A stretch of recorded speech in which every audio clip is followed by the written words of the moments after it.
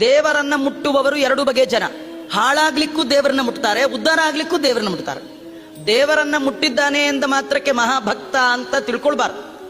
ತೃಣಾವರ್ತ ಕೃಷ್ಣನನ್ನ ಎತ್ಕೊಂಡ, ದೇವರನ್ನ ಎತ್ಕೊಂಡ, ಎತ್ತರಕ್ಕೆ ಒಯ್ದ.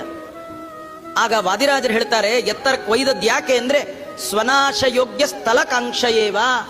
ತಾನು ಹಾಳಾಗ್ಲಿಕ್ಕೆ ಆ ಕೆಲಸ ಮಾಡ್ದ, ಉದ್ಧಾರ ಆಗ್ಲಿಕ್ಕೆ ದೇವರನ್ನ ಹಿಡಿದದ್ದಲ್ಲ, ಹಾಳಾಗ್ಲಿಕ್ಕೆ ದೇವರನ್ನ ಹಿಡಿದದ್ದು.